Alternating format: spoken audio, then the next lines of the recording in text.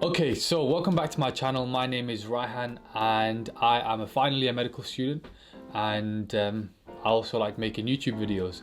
Now, since you're all here to find out how I paid off my debt, I'll quickly fire through exactly how, and then I'll discuss how you can do the same later on in this video. The first thing I want to talk about is tutoring. So this could earn me up to £75 an hour. I could even charge up to £90 an hour. I had a business, I sold online notes, and I did courses face to face on the medicine admissions process with around 100 students, each paying an average of £100, and we had bursaries for disadvantaged students. So that was the business. And then we've got YouTube. This was earning between 4 to 5 figures a year, and this was enough to pay for most of my living costs. The earnings are through affiliate earnings, AdSense, and brand sponsorship deals. Each of these are around 4 figures, so you can calculate, an estimate for that. Scholarship, I received a scholarship for attending university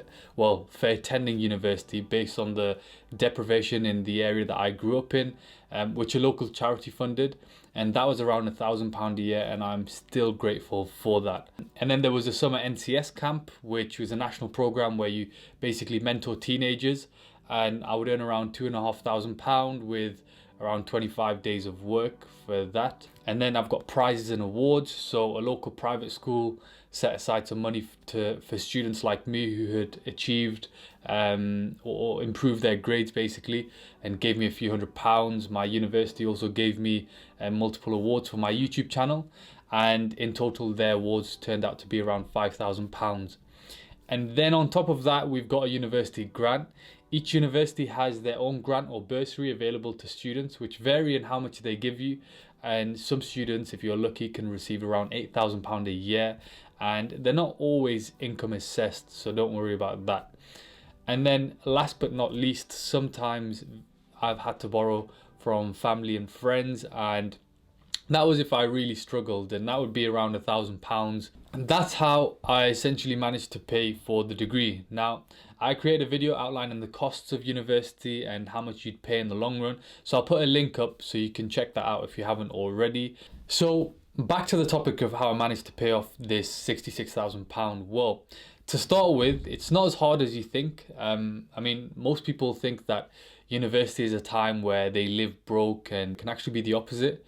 But it just requires you to make a few changes. Now, I'm not talking about eating beans and toast or not having a social life at all. In fact, for the most part of university, I've lived quite well, and I've enjoyed trips to various cities. I've frequent restaurant visits, takeaways, yearly holidays, thank God. Just to clarify, this isn't necessarily an indicator of financial well-being. I'm just saying that, you can be a student and do all of these things as well. Now, I always think in order to be in a surplus, it's better to earn more money rather than spending less. I've set out 4 important rules which really helped me over the past 7 years stay on top of my expenses and stay on top of my earnings. So number 1, hourly expenditure should be less than or equal to hourly earnings. So what do I mean by this? Think about how much money you would spend on a social trip out. Let me say, for example, for me, it might be £20 to £40 on average.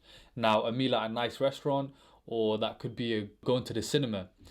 If I would be spending £20 to £40 an hour, I would also like to be earning £20 to £40 per hour and nothing less. I don't want that to come across in the wrong way. I'm not standing here or sat here, on my high horse saying I don't want to get paid less than that. No. What I did was I signed up to multiple agencies to be able to tutor, and I started off at £20 per hour. Now, I'd only have to do 2 to 3 hours of tutoring, and most of my social activities are basically paid for. You don't stop there, however. This leads me on to my second point. Your experience is your leverage.